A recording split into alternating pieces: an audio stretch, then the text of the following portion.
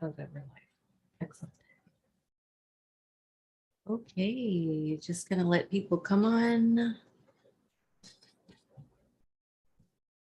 Good morning, good evening, good night, everyone. Whoever's coming on, just wait a little bit. Oh, there, good. Cece. Hey, So Cece. happy you're here. Thanks for getting my text.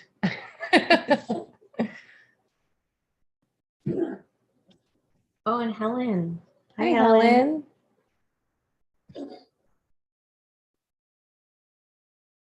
Okay. So we are coming on today. That's not okay. Reset. Hello, everyone. My name is Karen from Quantum Healing with Tina and Karen.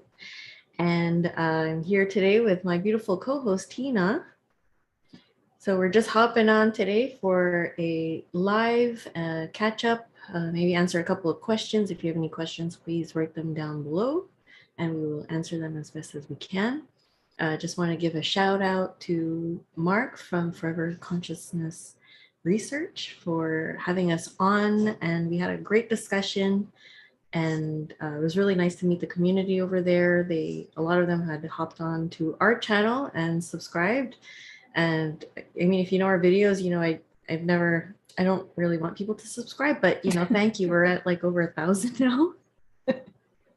Yeah. But we're really grateful for a lot of really cool people that we've met and commented and emailed us and have come in and had sessions with us and are joining to have sessions with us in the future. So yes, what do you like to talk about? Why is this so awkward? I don't know. I guess because we're on the bed, so yeah, it's okay. It's just not our usual. Not our usual setup. It feels weird because I'm usually on that side. Right? Yeah. Even when we're on Zoom, I'm on that side. Yeah. It's not your side. Yeah, this is your side. Yes. Yeah. Yeah. We spent a lot of time on that. Okay. So, well, what can we talk about here? Well, we've gotten a lot of questions and comments and things like that. One of the things I wanted to talk about was hypnosis and hypnosis myths. And even, you know, a lot of people will say, like, I can't be hypnotized. I've had QHHT sessions or BQH sessions in the past, and I just can't be hypnotized. And that's usually because there's this idea. If you watch a lot of the sessions that are posted online, especially, you know, Albert Weinman sessions or Suzanne Spooner and things like that, a lot of these clients' sessions that they post are somnambulistic clients, which means that their conscious mind drops out of the picture and kind of goes to the side, and their subconscious mind takes over fully and completely. And I have to tell you that that only happens in like 5% of the cases. It's actually very rare for anyone to be somnambulistic.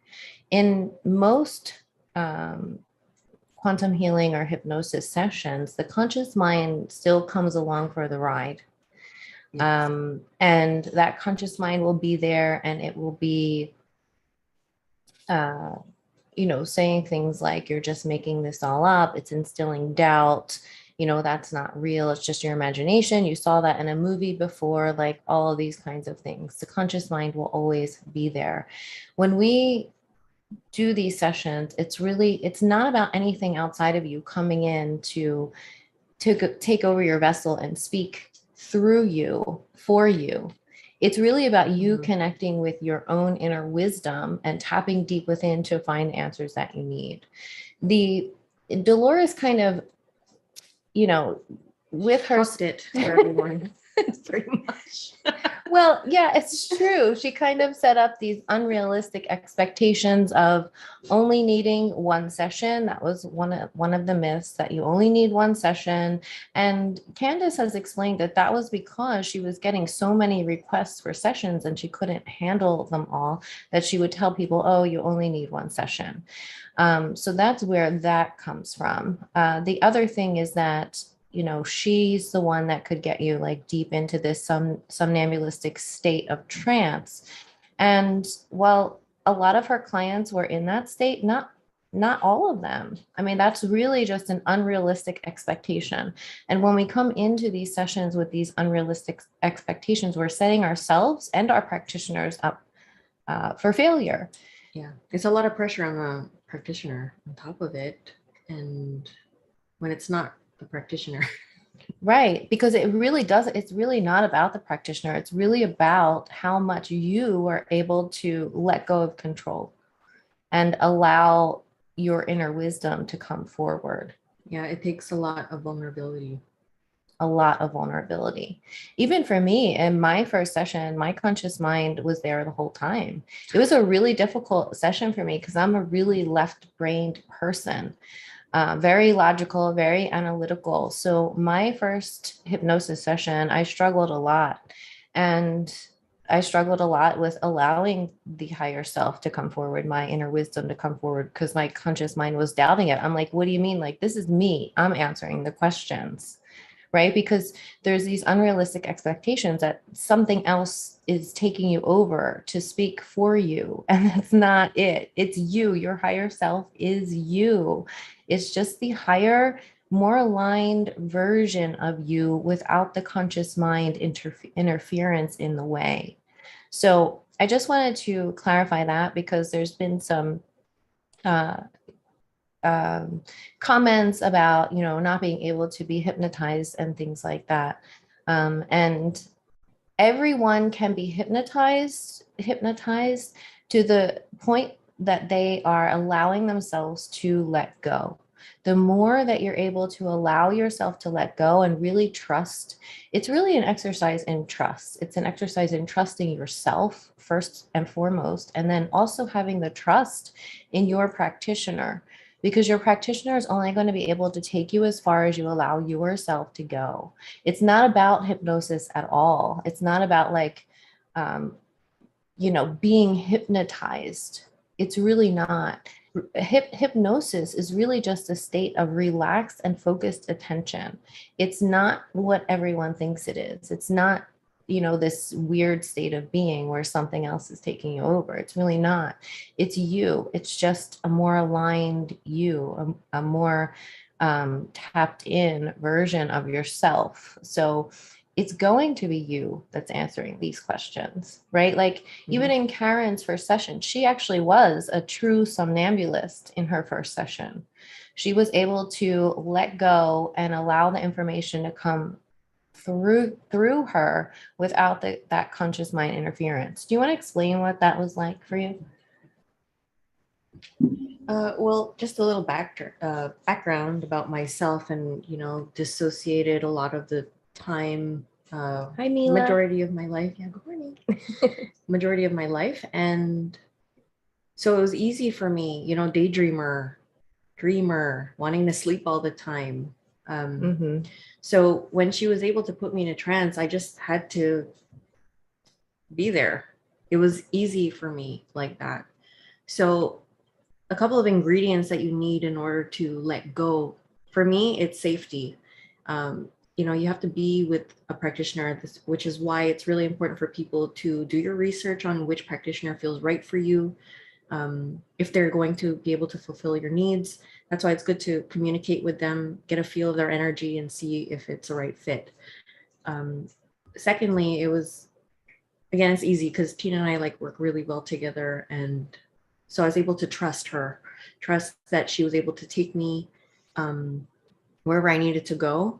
There's no fear in there, and yeah, it was really just like a combination. Those are really like the two main combinations that you need to do. So when I was under, honestly, I don't quite remember, because this is before I did a bulk of my healing. And so I wasn't really fully in my body yet.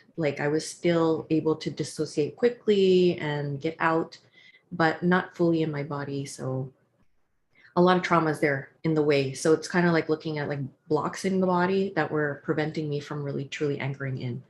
So yeah, when I was in again, it was just really easy going in the daydream, just saying what I saw. My conscious mind was still there, even though it's easy for me, because it's still kind of like if that's me, it was just like, are you sure? Like so it's just trusting it, saying it anyway. Because again, because I trusted her and because I feel safe with her, it was easy for me to tell her what I saw, even if it sounded ridiculous.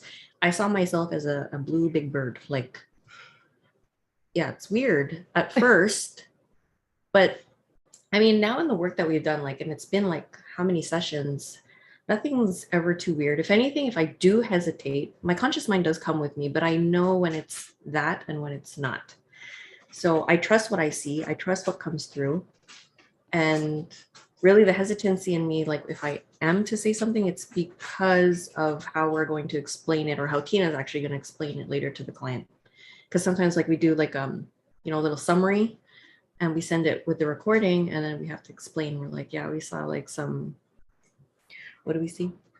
Frog beings. Yeah, frog Like beings, slimy frog beings. yeah, like things like that, like any being that you could even imagine in your mind. And for me, like the way that they present to me, if you don't know already, it's like they show up usually as Muppets.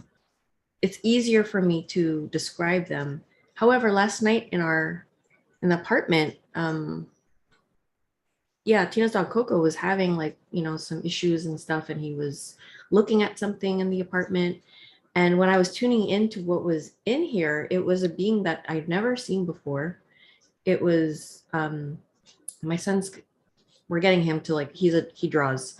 So he's going to start drawing beings that I'm seeing now that I can't, correlate it with in the Muppets or whatever, any characters that we see on TV or movies. So it was like a really long being and the mouth was huge. Two beady eyes, like really small black beady eyes with a huge mouth. And there were like tons of what looked like they were moving like this all the way around. And it was like parasites or something. Like, I don't even know. And it was really straight, like long and straight, had like stumpy arms and feet. So, and looked really wrinkly. So, and brown. I don't know. It sounds like a turd, but Right. But that's it. Like through your hypnosis sessions, that's how you kind of trained to be a medium. You just started trusting in the information that was flowing toward you. But if you're not, doing this as a constant practice, having constant sessions and things like that, it takes a lot of trust when you're going in to a hypnosis session or quantum healing session with a practitioner. You have to first really trust in yourself and the information that's flowing towards you. And if you're a really left-brained analytical person, that might be a little difficult for your first session. Like it was difficult for me. It was really difficult for me because my conscious mind was there, questioning everything the whole time.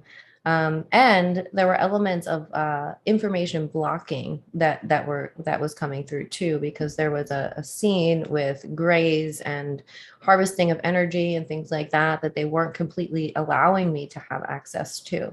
So there was that element as well. And during that session, I could feel that my practitioner wasn't fully anchored in the space. To say there were like things going on in the background and it was very distracting. It was very distracting for someone who's very left-brained and conscious mind is present. So I just want to say that she's like, okay, go down. Oh, hold on, my Amazon package is here. Yeah. So having a quantum healing session is really just about being as relaxed as you can be. And this is why beforehand, I send you all the information on how to practice relaxation, how to practice relaxation and practice quieting the conscious mind, because that is what's going to allow you to have the most successful session that you can have. Yes. Yeah. After that session, just to say that first one, I think that was the only time I was really out. I've had maybe one or two after that. It really depends on how much I want to let go or how much, because I even tested myself, like when we were practicing together, like to see how it is if I just really fully immerse in it versus having my conscious mind there and seeing how I work with it while it's there. So, and they both ended up being okay because, again, trust is the biggest thing. When I came out of that session, I think like my voice went down. No, like that's why we have to make sure that when you're in session, that your mic, if we don't like those Bluetooth ear things, those work terribly. Yeah. So wired earphones are the best because your voice can sometimes go lower and quieter. So mine did. I remember that after hearing it. And I then know when I came out, we didn't have any like tech set up at that time. So I was literally like this with my recorder next to her face. I was like, I'm a bluebird. Yeah, it was really quiet. But when I came out of it, I didn't, it was like a dream, you know, like It waking fades. up It like a fades. dream, waking up from a dream and yeah, completely out of it. Yeah. You couldn't remember like all the things that no. had happened. All the It's like details. it fades over time, Yeah. just like a daydream. That's why we record it so that you can listen back to it. And the more you listen back to your recording over and over, like the more insights that will come to you, the more healing that every time you listen to it, it's going to help with the integration and the healing energies. So, you know, these sessions are really great for exploring your consciousness. Everybody's looking for the truth, right? Everyone's looking for the truth, but we're looking for it outside of us in, you know, the research and the videos and all the things. But really the reason why I do this work is so that people can find the truth within themselves. What is your truth? You know, that's the ultimate question. What is your truth? And that's why we go in to explore your consciousness, to understand where you come from. What are you doing here? Like what's happening? You know, like all the questions, the deep introspective questions that people have and want to know. This is the point of quantum healing sessions.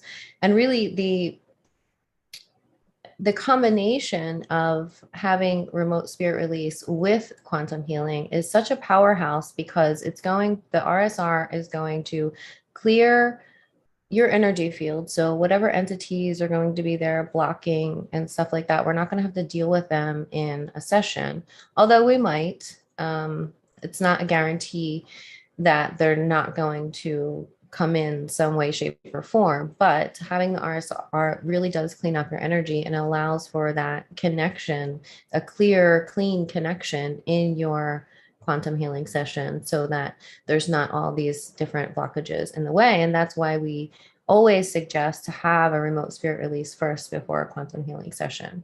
That's really the purpose of it. It's to clear any blocks in energy that might be there, blocks it to connecting with your higher self or your subconscious. I think higher self, I really don't like that word anymore, although it's kind of what people understand.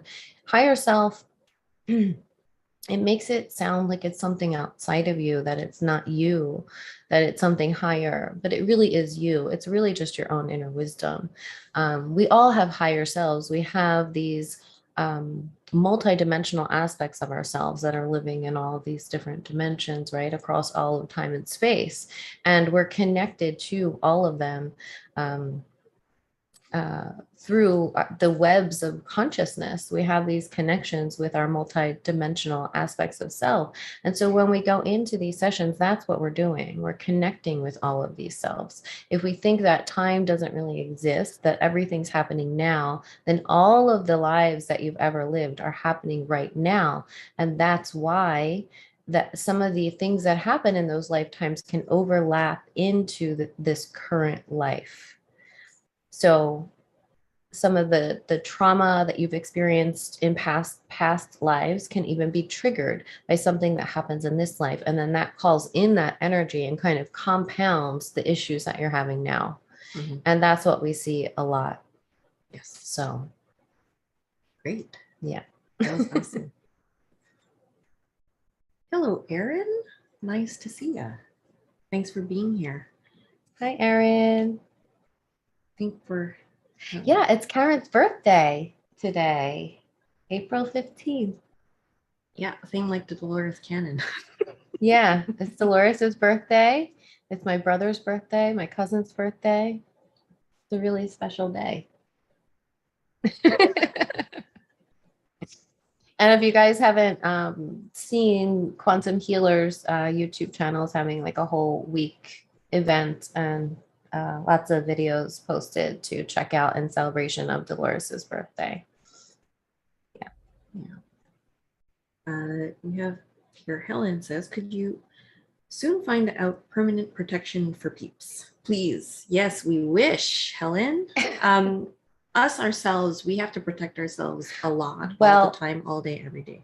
What's the permanent protection? The permanent protection is healing your points of vulnerability. Yes. Permanent. And that means work, people. You gotta do the work. We're doing the work. It's fucking hard. I hate it. It's hard. It's hard. Permanent protection is healing the attachment points to where these entities can get in. So we all have vulnerabilities, right? We each have different vulnerabilities. Maybe we all pretty much have some kind of childhood trauma. So if those traumas aren't resolved, that allows for these entities to hook in. If we have low self-worth, lack of self-esteem, lack of self-love, any of those things will allow these entities in because they're going to play on those vulnerabilities. The permanent protection, the only way to fully protect yourself from these entities is to heal those wounds. Or at least start. Right. That way you can catch it quicker because it's never ending, but it'll be easier. Yeah, it does become easier over time and you feel more solid and grounded in yourself and not so yeah, guys, I'm not telling you to watch the older videos, but like a lot of my healing is in the older videos. And yeah, there's some snot videos in there, like from but it's live healing like that you're seeing happening. So yeah, it's a tough process, I have to say, but a lot easier now that we're 2 years in, I guess, like from really diving deep into it. Yeah, I mean, doing this work is what allowed for most of our healing to happen.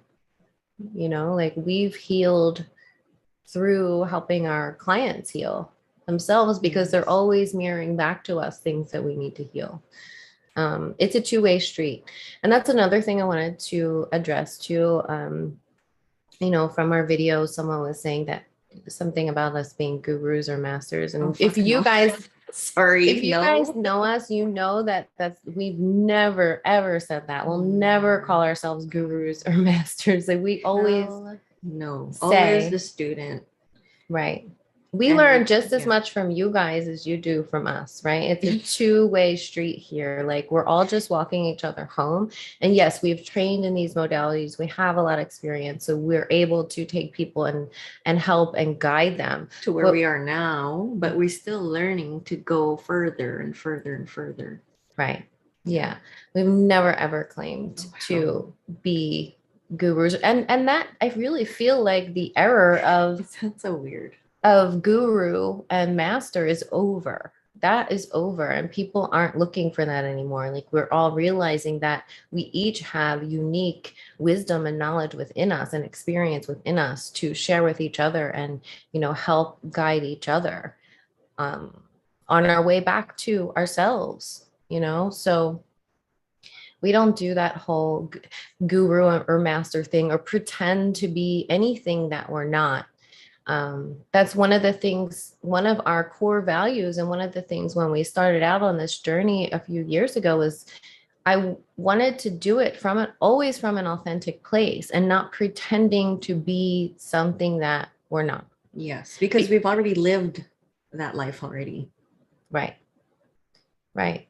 And that life is the scripted life, right? That's what we're born into. You have to pretend and do all the things that you should do and blah, blah, blah. And it just causes so much dis-ease within you. It literally makes you sick. You're acting. Right. And it's not authentic and you have to perform. It's performing to keep up with your, identity that you're creating for yourself. But when you're true to yourself, there's no acting. So the flow is a lot easier. You don't give a shit who you're talking to, where you're going. You're always going to get the same thing. Right. Yeah. And there's a lot of ideas about what being spiritual is.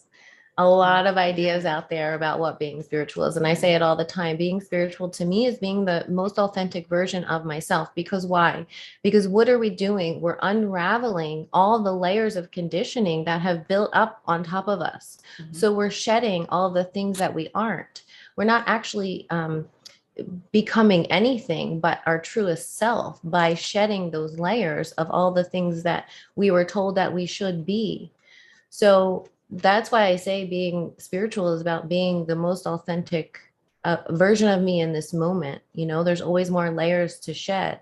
And, people have this idea of what being spiritual is. We're all spiritual. If you're human, you're spiritual. Unless you're an NPC. But you're probably not on this channel if you were. Right. I hope. So, and there's also this idea around, money, and spiritual people shouldn't get paid for what they do.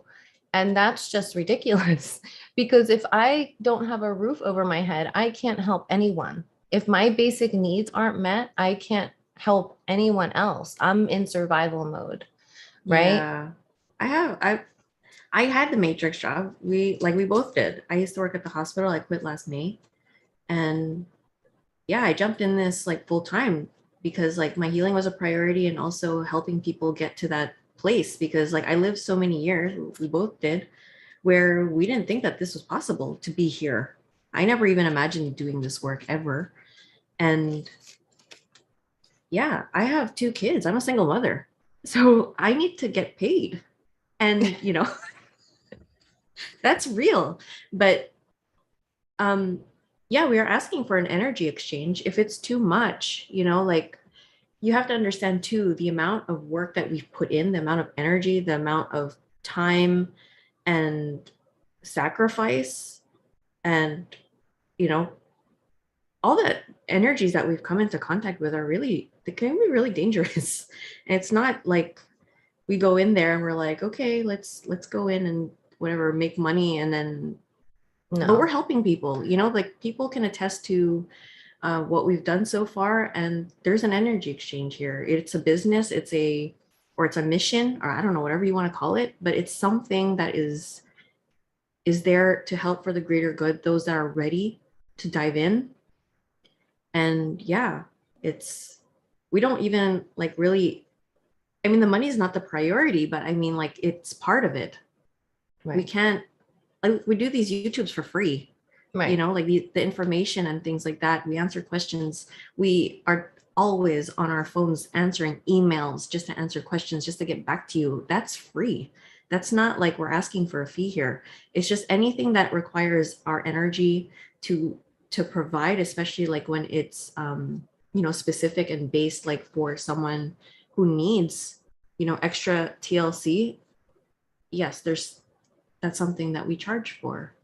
Yeah. So, and our prices are reasonable. Yeah. You should see other people's prices. Our prices are very, very reasonable for the amount of time, energy, and that we put into it. And you will always get the same energy from us, like no matter what you pay. We used to charge like $30 for a remote spirit release session. And it's the same then as it is now. Yeah. It's the same energy. We always put our full attention and effort into whatever we're doing. And we can spend up to 6 to 8 hours with someone in a quantum healing session. Oh my God, it's so long. But I mean, we're not cutting it off. If we see that they're on something and it's getting longer, we're still going to hold it. Some people take a lot shorter than others, but we'll hold the space and it's still the same amount. It's not like we're going to be like, okay, we're going to stop here, PayPal us, or we're gonna take you out of hypnosis. No, we don't do that. Right. Whatever time it takes. Yeah. Yeah, but there's this whole idea that, spiritual people should work for free. You don't work your matrix job for free.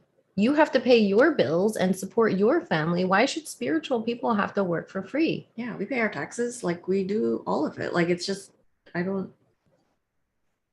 Yeah. We don't have And like a that this, lemonade people stand. say that this knowledge is their birthright. Okay, well, you go train, take these courses, and you go and explore consciousness, and then, do it for free, share it for free, do whatever you want with it. But I'm under no obligation to share what I know with anyone.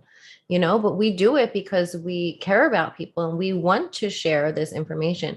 YouTube's not a career for us. We come here to connect with you in this way, to share the things that we've learned. This is our downtime. We were just talking about it outside before we came in, and it was like, oh, what a great, we had like really like 4 back-to-back RSR sessions today that were just intense. 3 out of 4 were intense. And then we're like, okay, we're going to go on YouTube. We're like, okay, that's downtime. Before, it was really stressful for us to even put ourselves out on YouTube and to do the thing it was really difficult. But now it's like, I enjoy it, I would say. I think I'm a really good host.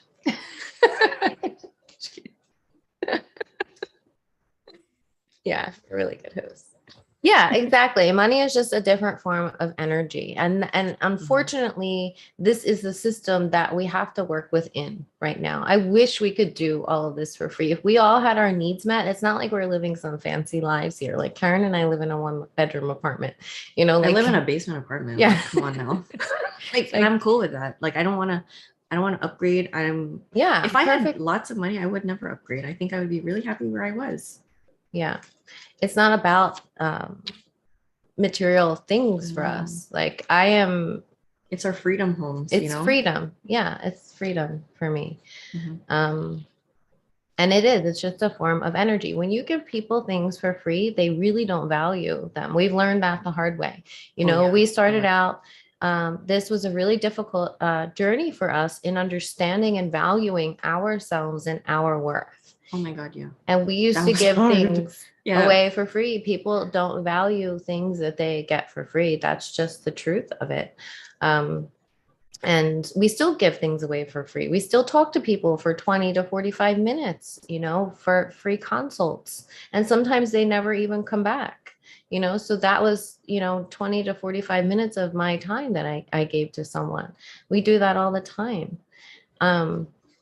So yeah, money is an energy, and people will value what they pay for, and we want them to value this work. We want them to put the energy and effort into themselves, because we can only meet you as much as you're able to commit to yourself. Oh yeah. You have to be willing to commit to yourself. We can't do the work for you. And if you are willing to commit to yourself, then we are willing to walk beside you and guide you back home to yourself.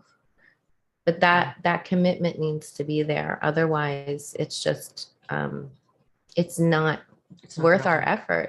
It's just not. Because people think there's an easy fix. They come to us with a lifetime of trauma, a lifetime of chronic illness, a lifetime of being, spiritual attacks and things like that. And they expect it all to be solved in one session.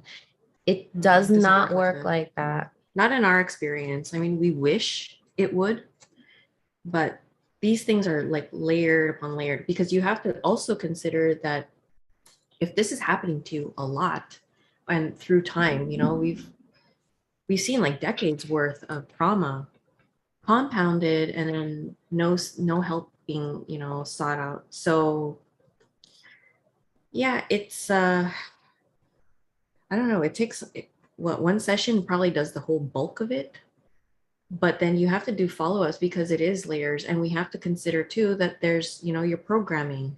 If you're always getting beat down, there comes a point where you're going to become victimized by it. And so you have to get out of that victim mentality, ding, ding, ding, right here. Victim mentality. I that was me too. Me too. We all see it, like we recognize it because we see it in ourselves. Yeah. So, like we have to help people to see that.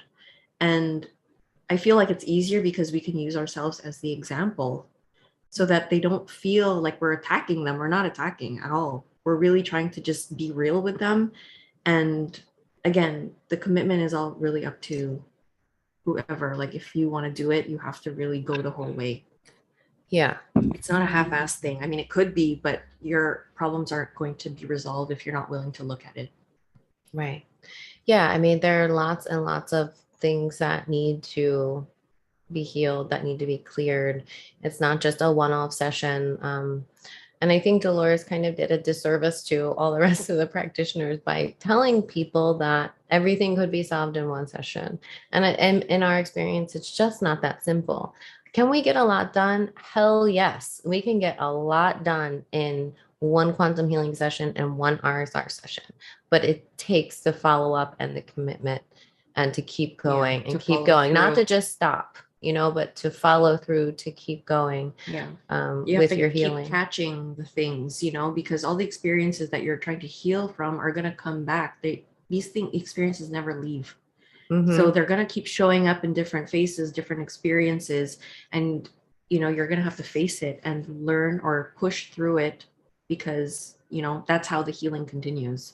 It's just by recognizing the root of all the problems and being able to just be aware of it. And how will you react to it? So, yeah. Yeah. Steve says, I can use my time and energy to go out and cut firewood, or I can pay someone to do it. It's just an energy exchange. Amen.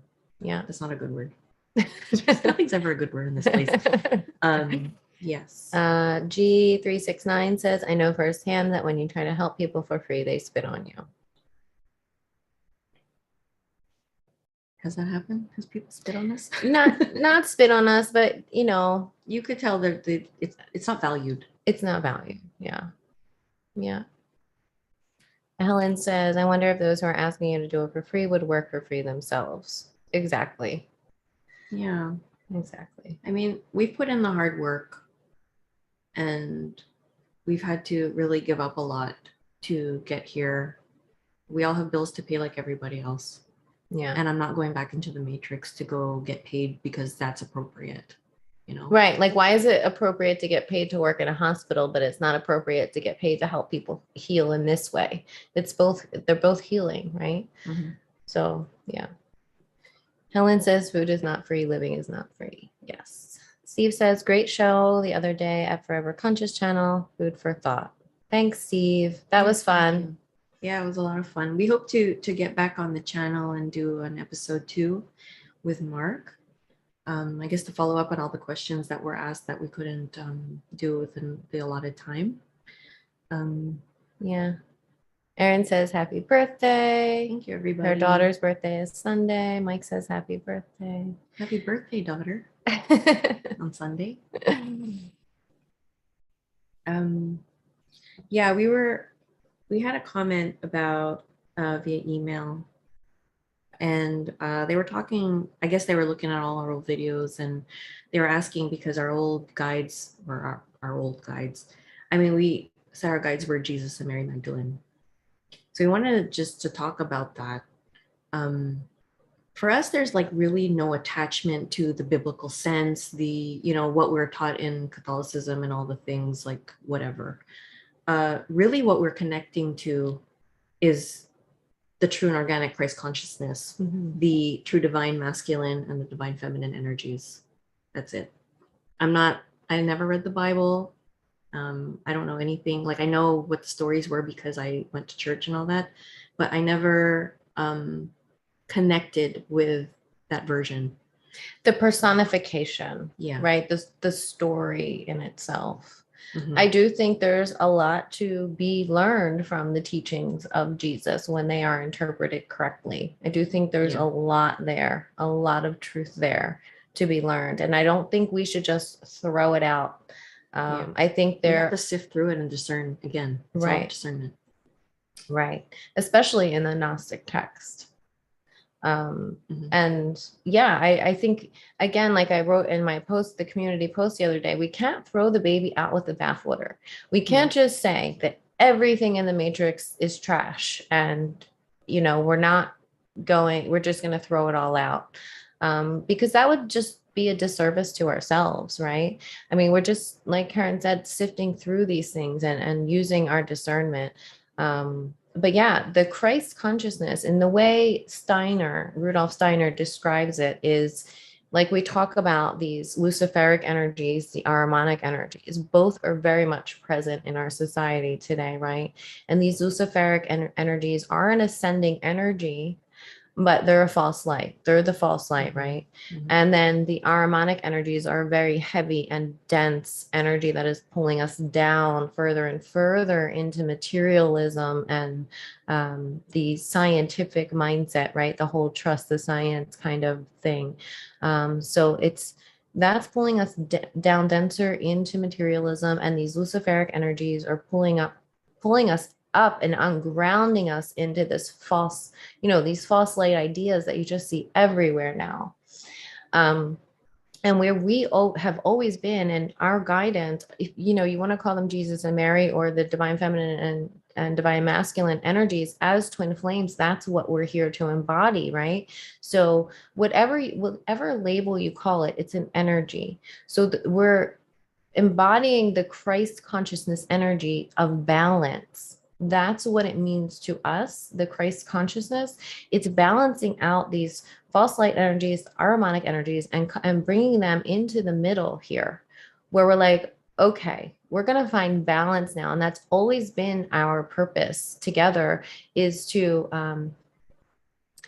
bring that, to bridge the gap, because what's happening now with the anti-New Age movement is it's swinging the pendulum into this whole other direction where it's like the New Age is just all trash, right? And it's all deception and it's just a cage and blah, blah, blah.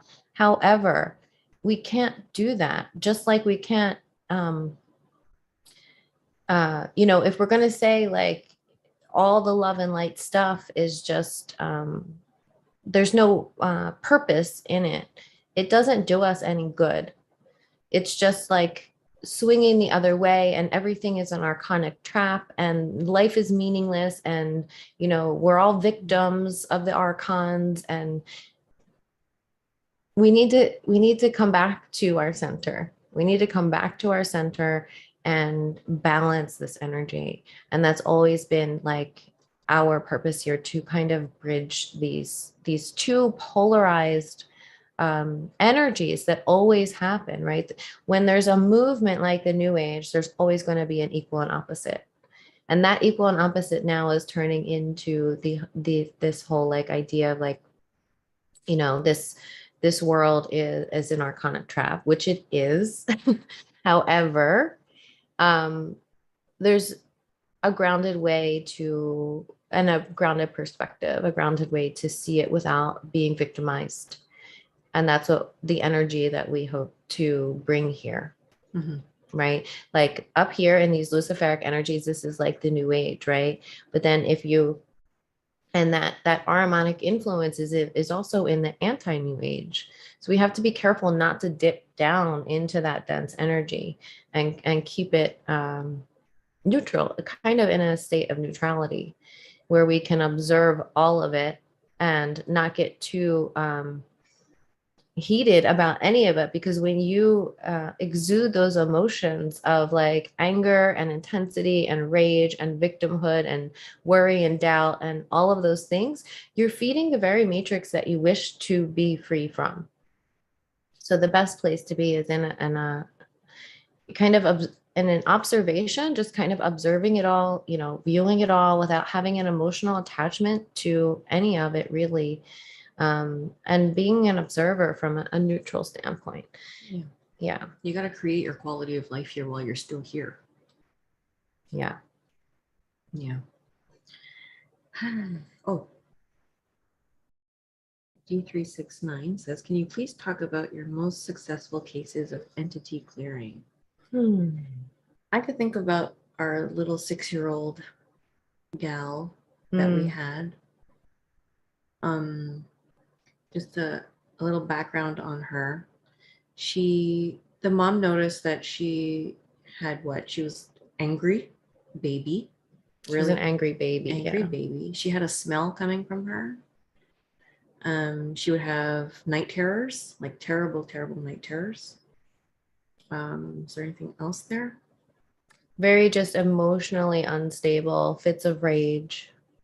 Yeah. So she came to us to help and see if we could do anything. So we had a clearing on her, and she also had a surrogate to back it. So, you know, again, really encouraged. And she also had a follow-up RSR a couple months later, like within the time period, just to see if everything was still clear. So, you know, like combinations like that are good because this is a successful case. Usually children we see are a lot easier than adults because they don't carry like those filters and programs that we have, you know, that we get along the way in our life. So the energies that she got from that were really helpful. We removed a ton of, was she have reptilians? She was abducted. I think we found out she was abducted though in, was it in the RSR and then the BQH? I'm not sure. We found out she was abducted in the RSR due to some kind of dragon DNA and her mother's on her mother's side.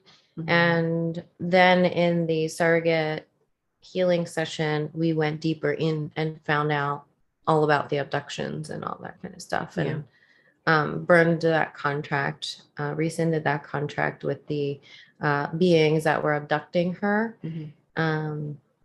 And she had instantaneous results from that. Yeah, she stopped smelling. Her rage. I guess she would just still have like regular fits, but like normal for her age. It wasn't like to Excessive. the point, excessive, like what the mom was saying. She was able to sleep at night. Through the night. But they also followed through, right? They did their protections every night. She taught her how to protect herself and do the protection prayers and all of those kinds of things. So it really does, it is a joint effort. You know, we can't just do these things and not follow through. It's a learning process. So the mother was very on top of things. And that's the difference between a parent who is on top of it and another parent who's not. The results are different. They vary, Yeah. But yeah, that was one of our most successful one that always stands out because the shifts were so big and instantaneous. The abduction stopped, and yeah, she's a normal, healthy little girl now, which is amazing. We just had another one like that recently, didn't we? Maybe. I'm trying to remember because I don't. It was an instantaneous shift. Oh no, that was the alien ship crash landing. Yeah. So whether these things are real abductions or whatever, we don't know, honestly. Like we'll never really know, but something helped, something worked. Right. And, you know, we just got to believe in that whatever we see, perhaps, I don't know, however I'm interpreting it, maybe it's not accurate, but something helped. Something so worked. It's a mystery still. Yeah, like we don't know if these beings are actually aliens from other planets or if they literally live on Earth, if they're interdimensional beings, if they live underground. We don't know what they are. That's really the truth of it. We really don't know. So we see them in our sessions. I mean, that's as much as we can tell you. We see them in our sessions in relation to things like abduction. And that's about all we can really say. I'm feeling more these days that they might actually be part of Earth and they are some kind of like interdimensional type beings. It's more to explore. So, you know, maybe next year or something, you'll see, we'll talk about it. Who knows? Like, we don't know what's going to come up and how we're going to also evolve in our practice. Oh, but for now, that's what it is. Yes, right? That was a really good question. Thank you for that too. Oh, no, I was just thinking tonight we had a section and there was a gray, like a gray alien type being attached to somebody's head, which we've never seen before. We don't really see the grays attached to people. So I thought that was strange, but then something happened. Yeah, the way I saw it, it was like literally behind the head. So I was seeing it from the back. So I was seeing a gray alien attached to the back. And I was like looking at it like this, like, this is what it, you know, reenactment. It's really poor. And I was looking at it and I was like, what are you, like, kind of like, what are you doing there? And then I saw the black eye turn to me because I was taking out my sword because I'm like, I'm going to cut you. And the eye turned like this. And then it detached and it unzipped itself and there was a reptilian under. And I was like, oh, okay, there you are.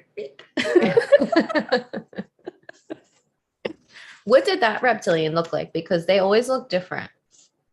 I don't remember.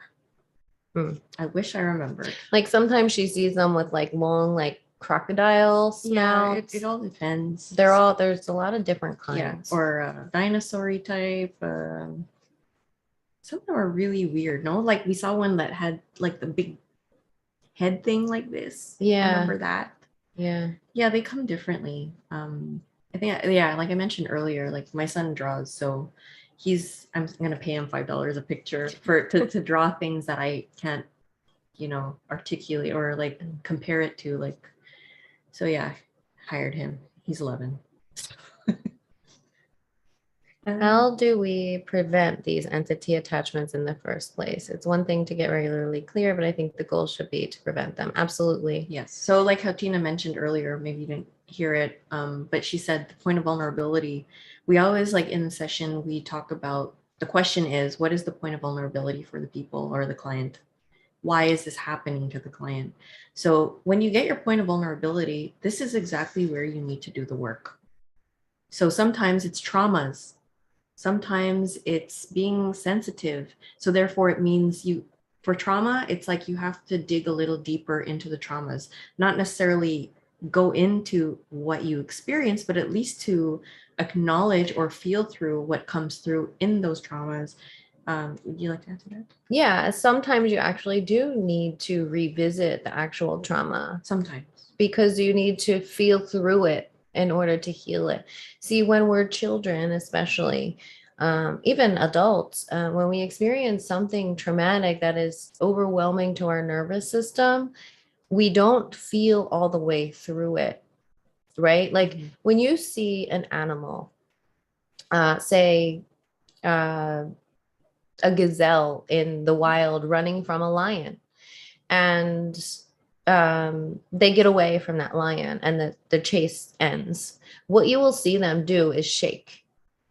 They will shake off the trauma, meaning they're literally feeling all the way through it to release it, that energy, so that energy doesn't get trapped in their body. But when we don't have a safe place to do that, especially as children, when something traumatic happens, and for children, trauma doesn't have to be this big, huge event like physical abuse or molestation or those kind of things. For a really sensitive child, it can be something as simple as like losing your favorite toy. And people don't realize the amount of trauma that they're carrying because they don't see these events as being traumatic. Even not having the proper emotional support as a child, feeling emotionally neglected, feeling misunderstood. These are all very traumatic things for a child to feel. And when there's not a safe parent or caretaker where they can go to and express these things to and feel understood, then what that child does is the nervous system's in fight or flight, and it will shut down those feelings so that the child doesn't have to feel it because there's no safe place to feel it. So the body stores it. And if you see someone who after a traumatic event shakes just like that animal, they're shaking off the energy. But a child who doesn't have a safe place to do that stores it instead. So it gets stuck in the body, and we carry that throughout adulthood. And then the nervous system is always in a constant state of dysregulation. So when we're carrying these things around with us, they create a point of vulnerability that allows these entities to attach.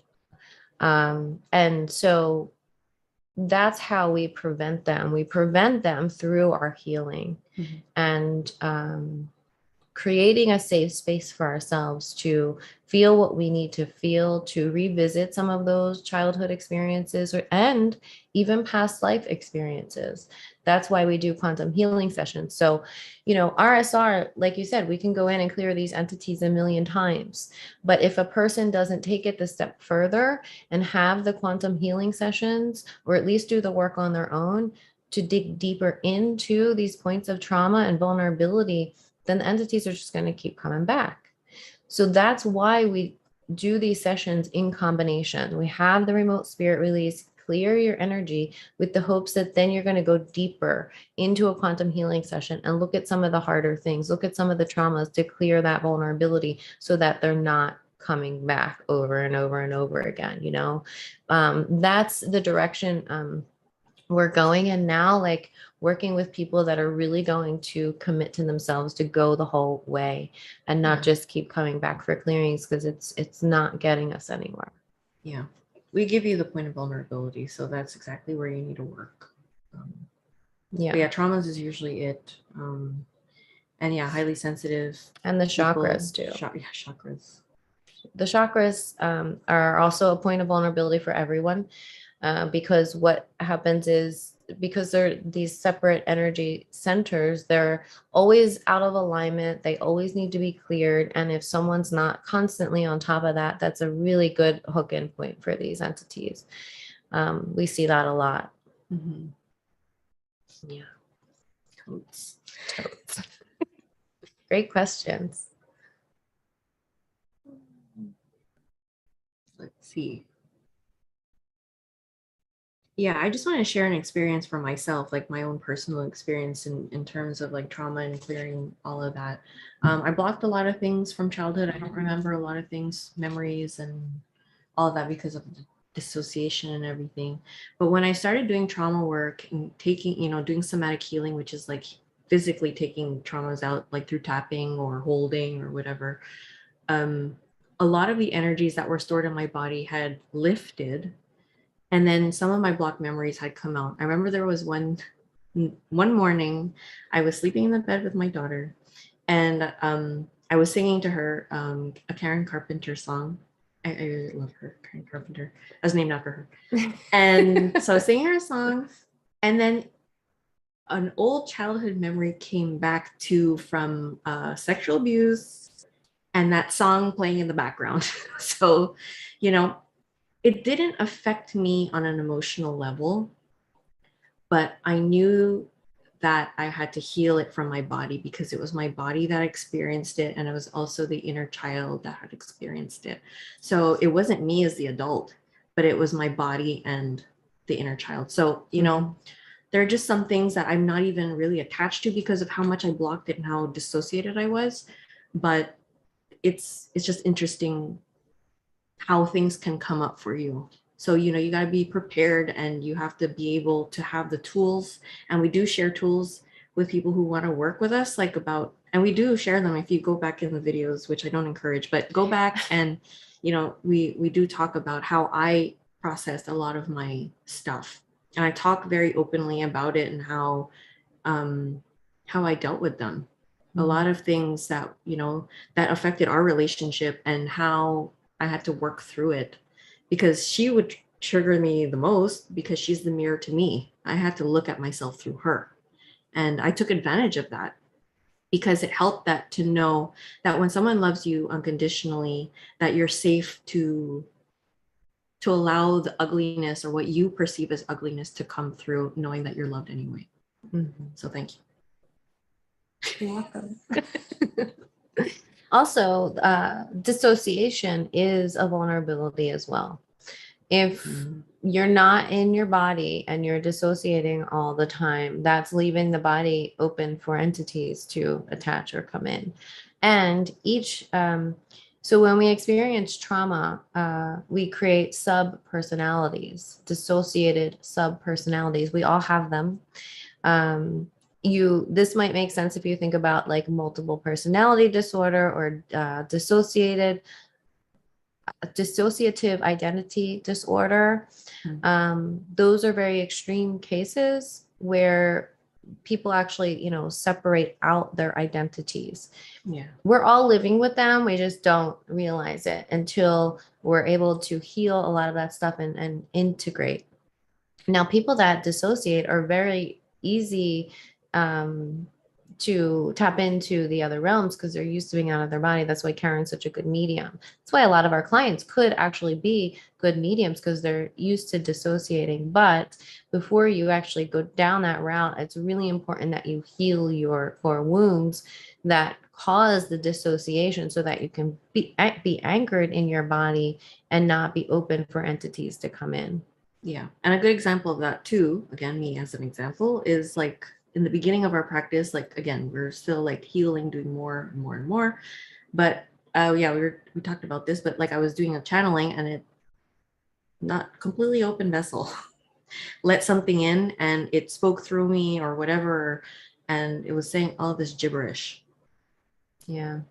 That was causing like it was just yeah, so arrogant. And yeah, it was just again, it's really important not to open yourself up when you are not completely grounded in your body, to have a practice in place, protection in place, and really believing in your protection. That's the one thing, you know, you can't see it, but at least if you have a belief that you are protected, you have that going, you know, on your side. Yeah. Yeah. Let me take a look. Do you think all entities that make contact with you are bad? Well, I'm very skeptical. I've become skeptical. Of course, when you're like in the new age space, you're just so happy to be connecting and participating, and you're like, oh my God, you know. So yeah, there's that excitement there, but you don't know what you are connecting with. There's no discernment there. So it's really important to question what you're connecting with or entities that come in. There are good entities and bad entities, but really, we encourage people, if you're not completely what do you call it, sure, don't connect with anything. Do not. If you're not sure about your discernment, or you're not sure what is here, it might sound good, it might feel good, it might give you all the feelings that you're connecting to something genuine. It's just not worth it for you to be taken advantage of if you're not sure.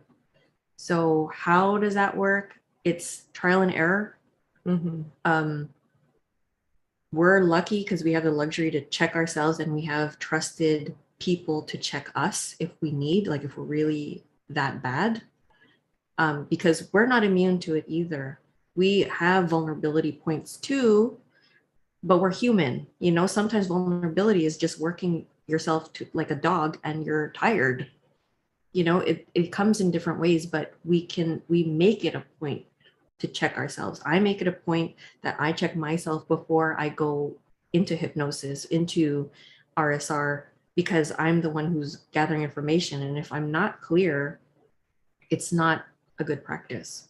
And it's happened on some occasions where we would go into work and Tena can see it in me, like I'm not 100%, and she'll ask, you know, pause it and be like, is everything okay? And or no, I don't think we should do it. So we have to respect ourselves and listen to that, even though, you know, we feel the pressure of like a deadline, or we need to perform and to give our clients what they had paid for. But if I'm not well, I'm not comfortable, we're not comfortable to give you something that is not 100%, because we always give the same every time we work. Yeah. So yeah. So this is the thing too, you know, I know like there's a lot of questions now about, are there any good entities? And I think, you know, again, we live in a world of duality, right? So if there are negative entities, there have to be good entities. It's funny how this happened, because we came from the community and the beliefs of like, nobody believed in negative entities at all. no, right? That's like a, and we had to say to them, well, if you believe in like archangels, then you have to believe that there are negative entities too, right? And now it's like the opposite. We're like, if you believe that there are negative entities, then you have to believe that there are good entities too. Right. It's like the total opposite. So yes, there are good entities and there are bad entities, and there's everything in between, like everything in between. But we encourage you, again, because we want to keep you all safe, to just connect with yourself. Really put the focus on yourself, nothing outside of you. Really, like, if there's any point of like, I'm not sure, don't risk it. It's not worth it. Yeah, because you have everything you need within you. Like your consciousness is so vast It's so vast. You know, people get excited, you know, they want to connect with spirit guides, they want to talk to angels, you know, they want to connect with Pleiadians and all these star beings or whatever. Like, you know, they get really excited and they start doing that.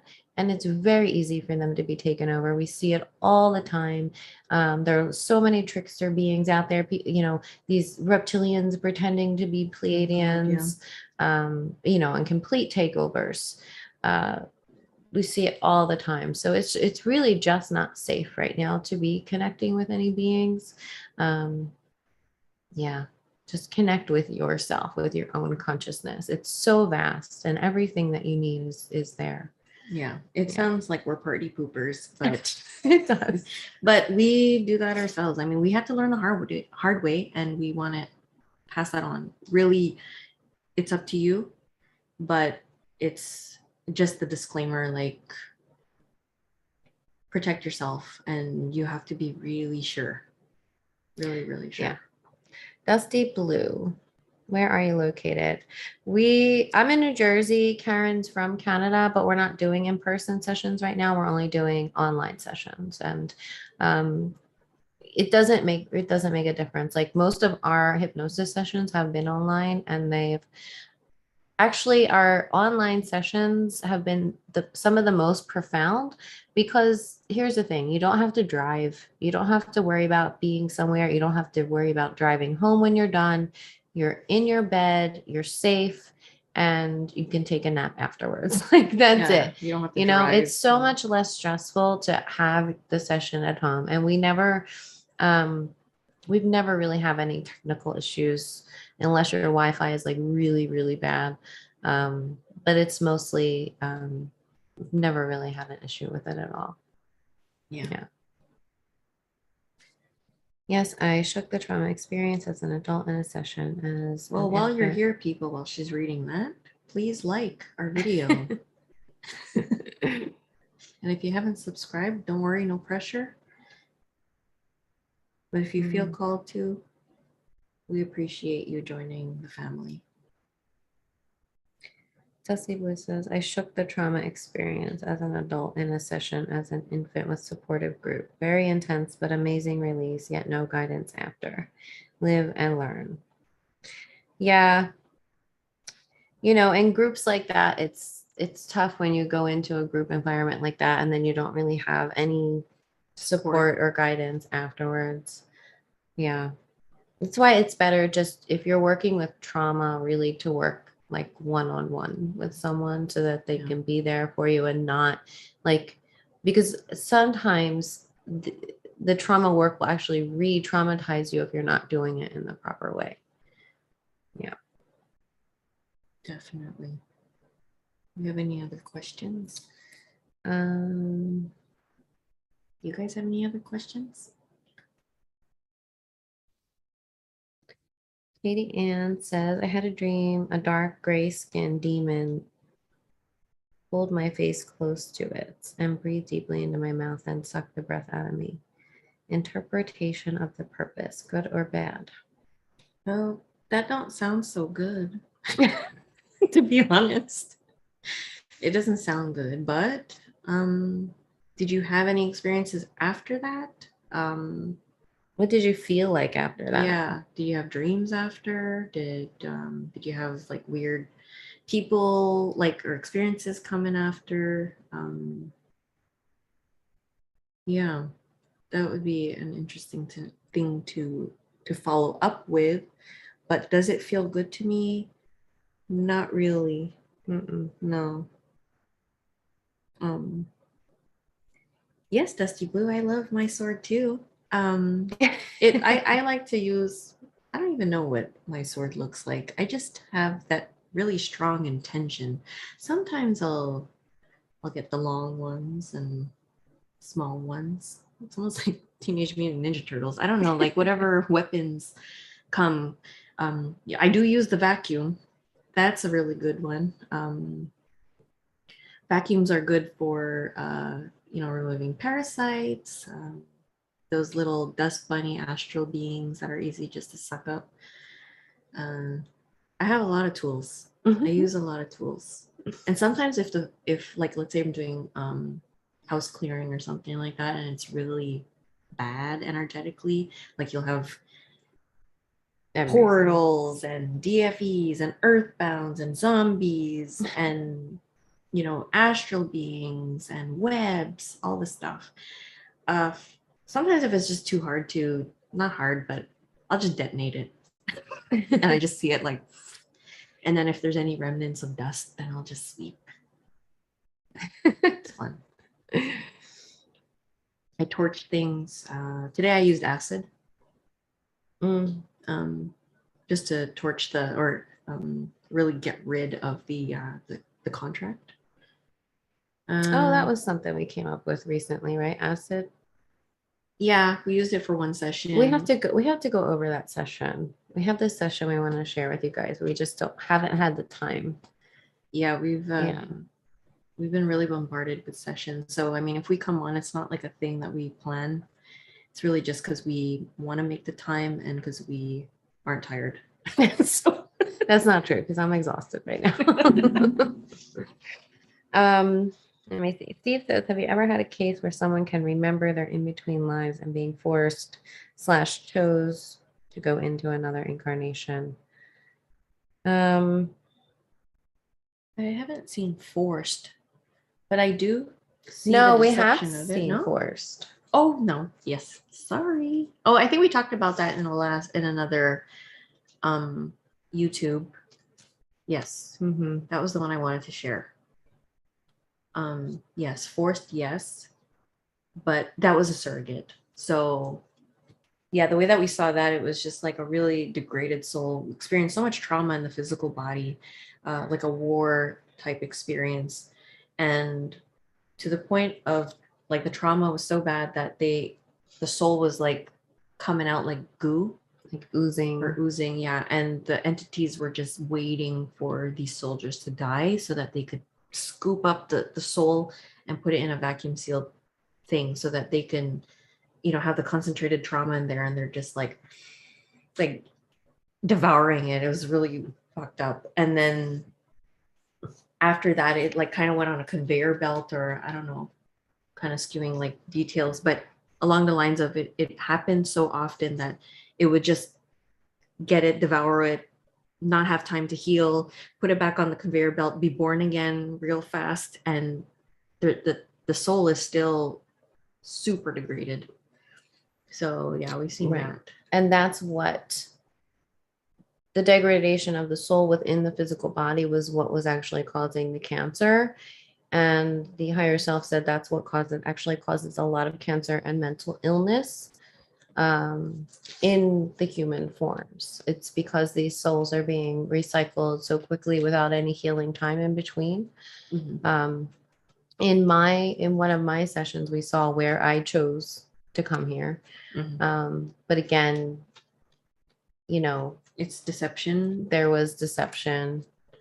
Yeah, it's all trickery. Coercion and trickery happening there. And in our most recent session, which is the one I want to share with you, there was a lot going on there. There was satanic ritual sacrifice, an agreement that was made with these entities that they would own the souls of this man's offspring. And so all of the souls were trapped in this house being fed off by entities. And not only that, but her soul was trapped by these beings. So she was like some kind of prominent figure in Atlantis and was very powerful. And these beings wanted her power. They wanted power, and they planned to kill her. So they planned to kill her, but not only were they going to kill her, they were going to trap her soul when they killed her. So that's when they actually trapped her soul, but this was on Earth. So they trapped her soul with some kind of technology, and she was in this like glass cage like thing. And then they would recycle her into human lives over and over and over again. They changed the actual frequency signature, that like the DNA signature of her soul, so that she couldn't escape the matrix, and was just recycling her through these human lives. So yeah, that was a really interesting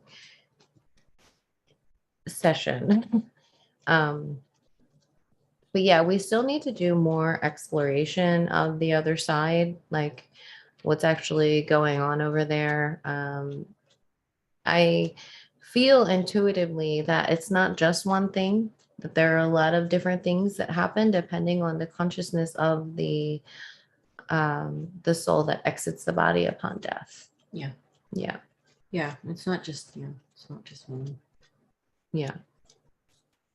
Yeah. I think it really depends on, it's like an individual experience. Like, are there some souls that go through the tunnel of light and get recycled or trapped again? There are stories like that of people who have had like hypnosis sessions and they never see a lives in between lives scene. And they're like curious why they're not seeing that. And my suspicions are that's because they're being recycled right away back into another life over and over and over again. Yeah, there are a lot of different things that happen, it seems. Yeah, so I take back my answer. Yes. We have had them. Yeah. Oh yes, Scorchy Torchy. Absolutely. Like it's good that you say told it to go away and it flew out of the room. Usually, like, what we notice, like at least with benevolent beings or things, they will respect your boundaries. Mm-hmm. But when it comes to the dark energies, you have to be very Forceful. mean it. Yeah, you have to mean it. Yeah. All I've heard is say, like, get the fuck out of my house. Like I do not consent. That's poor acting. But yeah, like you have to be very forceful. But yeah, when it comes to like little fluttery things, and if you don't like it, if you just say, "Can you go, please?" It'll go. Or you could be like, "Get the fuck out of my house," little thing, Yeah. Yeah, if it's benevolent, it will respect your space. Or it'll call its friends, and there's like 10 of them, kind of like flying around. We had a woman's grandmother who actually showed up to her, her deceased grandmother, who actually showed up to her session, like yelling at her. Right? Yeah. Oh, yeah. Yeah. I don't remember. Was that? It's a couple weeks ago. Okay. We were doing like carts work. Yes. Remember. Thank you. Yeah. It's hard to keep up because time when it comes to like sessions, like it doesn't feel.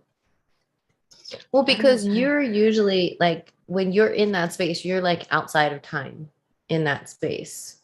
So then when we go to recall these things, you're like, I don't remember that, because it's like a daydream for you, Yeah. It's the same for me too, actually. I just remember specific things like that stand out to me, that are interesting. The rest of it is just like a blur. Yeah. Yeah. It's a blur. Any other questions, guys?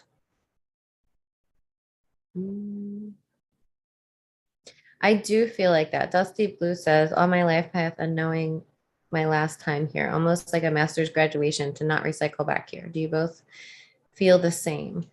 If so, when did you realize for yourselves? If so, we made the decision that we're not. I think it's like I think it's a bit of parts of this, like, yes, I'm making the decision. This is it. I'm graduating. And another part is that you have to clear the vessel.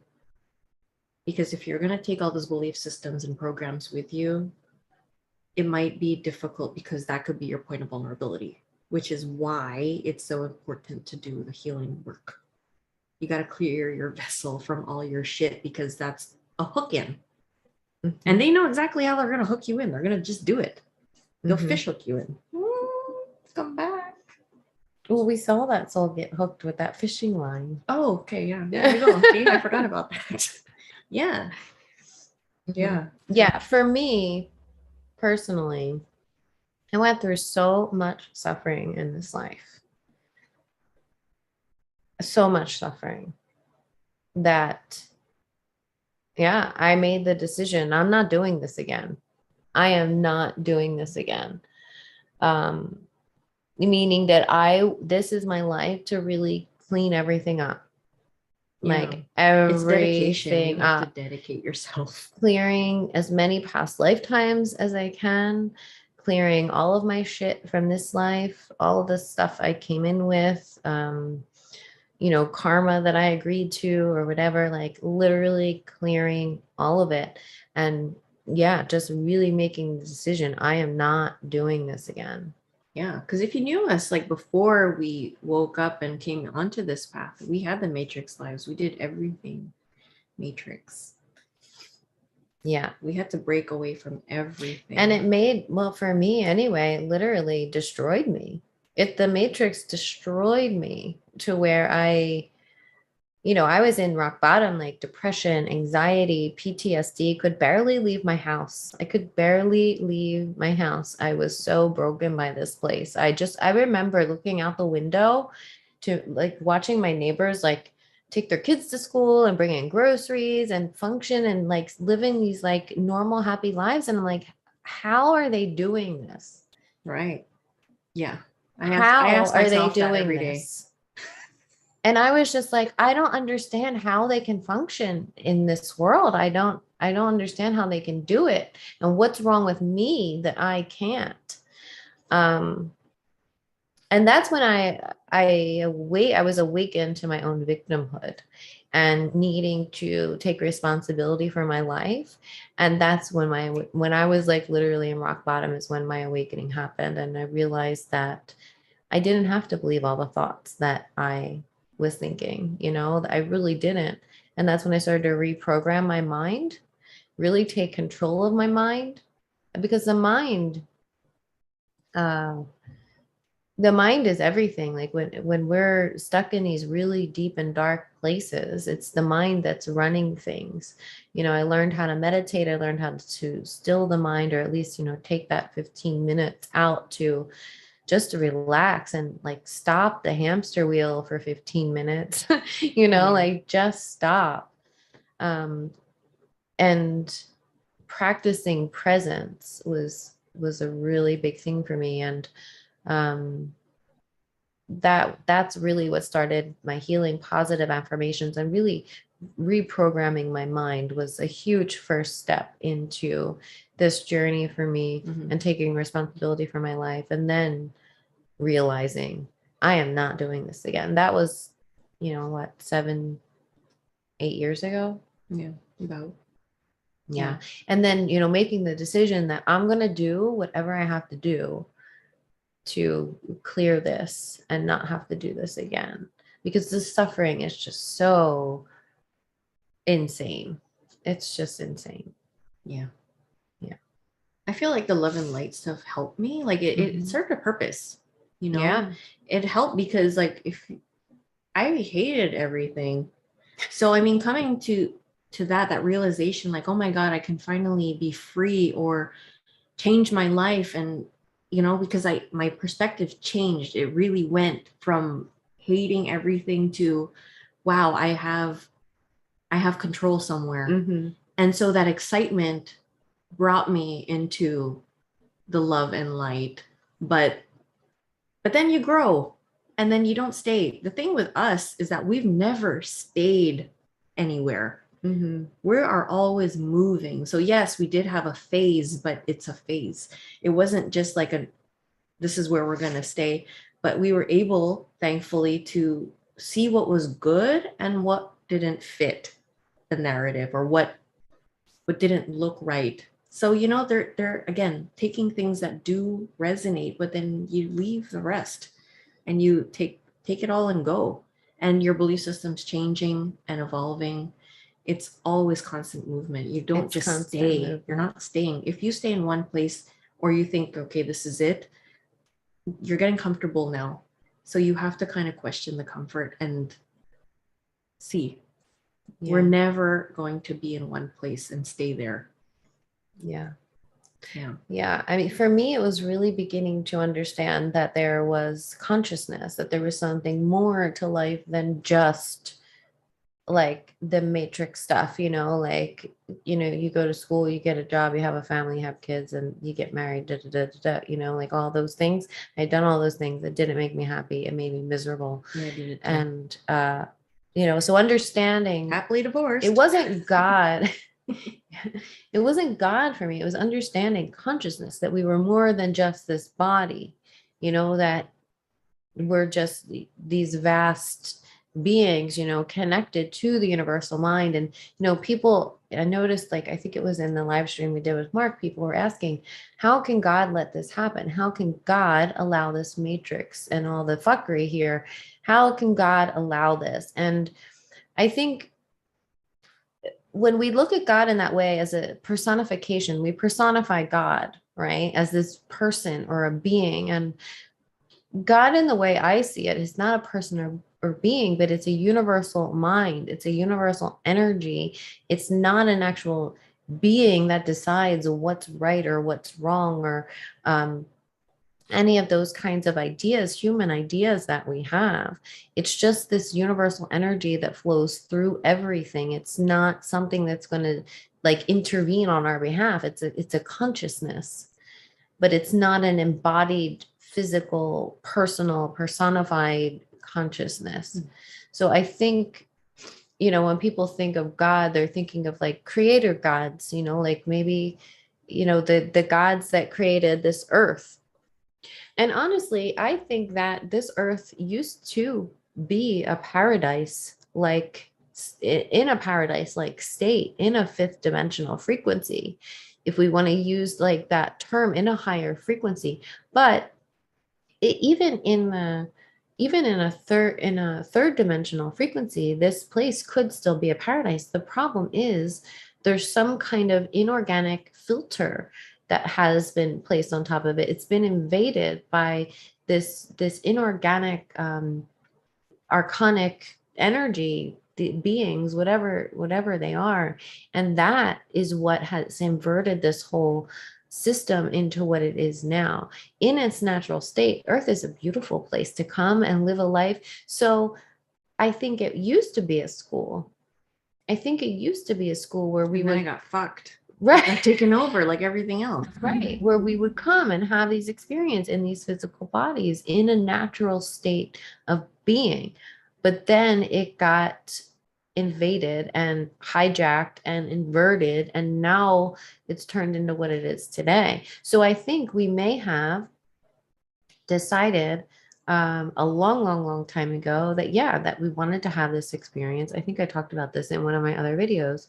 Like, yeah, I wanted to have this experience. Let's project our consciousness down into one of these bodies and have this physical 3D experience here. And then over time we got stuck after it was like hijacked, and then our minds were wiped every time, and we forget every time, and then we get sucked back into the cycle every time, over and over and over again. So I think at some point that we probably did choose to come here, and it was a school, and it was a beautiful place to learn, because if you think about it, you know, without all the hijacking and the inversion, this could be a really beautiful place to be, you know? Yeah. I understand, like, you know, like people can be really angry about what's going on. Totally. But you have to be able to look that there are good things. I mean, if I'm going to see like one good thing, yeah, I have children. I have her. I mean, you cannot deny that there's no love because it exists. So, you know, you got to pick and choose what you want to feed. Right. And you got to be really clear about that, because if you're just going to keep going into, you know, focus on what's wrong, it's not helping your case at all. Yeah. Yeah, it's not helping you and it's feeding, you know. I think it's good to have the, the awareness, of course, of what's happening here. Yes, of course. But to get in stuck there and too hyper focused on it, and then to allow it to bring you down into despair and like, what's the point of all this? Yeah, that like nihilism, like nothing matters, and we're all trapped anyway, and like all of those things, that those feelings are what's feeding the matrix itself. Yeah. When you want to be breaking free from it. Yeah. So. And that's perfect food for the entities. Like, right. What from what we've seen. Venom says astral realm seems to be a reflection of your beliefs. Yes. Mm-hmm. There's a reason babies come out screaming. Yeah, if you saw like my baby pictures, I did not look happy to be here. I'm not smiling in any of my baby pictures. My mom always said, or like even my cousins would say, like, you were just sitting in your chair and you would just watch people. I'm like, that's creepy, man. But yeah, I was just watching and I was probably like, what the fuck is happening and why am I here? This body's so dense. Oh, Conrad was here. Oh, I miss Conrad. Shoot. Have you seen an entity that was attached to multiple people, like influencing their lives to be mutually messed up? Yes, definitely. We see it though, like sometimes we have parents or something that are inquiring about a child, and like this child is experiencing the bulk of the problems. What can happen and why we highly suggest that the family get cleared is because entities can jump. So yes, we do highly recommend it. Yes. And just today in our session, we did a clearing for 2 boys, 7 and 3 years old. And we saw something really weird going on there, where this entity was quartered into the 3-year-old, but it was working through him to affect the 7-year-old. Yeah, that was weird. Yeah, I don't think we saw that either. I was trying to understand it because, like, okay, just so people understand, like, how my process is. It's like I see something, like, I forgot what the question was, but I have to feel through it. And because we were clearing both children at the same time, I had to see, like, what the infringement, who was it affecting? I was getting a yes for the child, the younger one, but I was getting a yes in another way for the other one. Was it the name? I saw the name and I was getting yes. You but saw the body of him, no. Right. So I was like, what the hell does that mean? So I'm like, hold on, just give me a second. Let me just feel through it so I could see like what's happening. So I examined both because I was saying getting yes for the body of the 3-year-old. So I examined the body itself to see if there was anything going on. So yeah, I did see that there was a cord that was like hooked into the back of the knee and there was a chip there or something like that. So I'm like, okay, so how does that correlate to the older one? And then I was seeing like frequencies or something like that going, and then he was emitting something and it was affecting him, but not him. So that's how the information comes. Again, it's all up for interpretation, but yeah, it's all through feeling for me. Like I see things, but then I have to interpret it and make sense of it. Mm-hmm. So that's a method.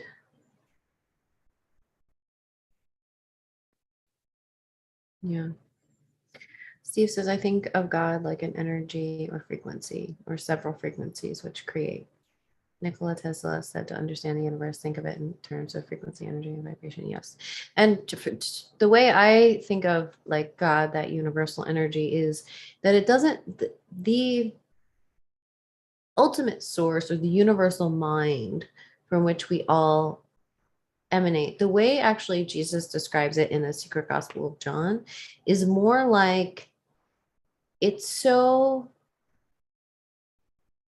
huge, it's so vast, it's so infinite, it's this inexpressible thing, and it doesn't actually create as in consciously create.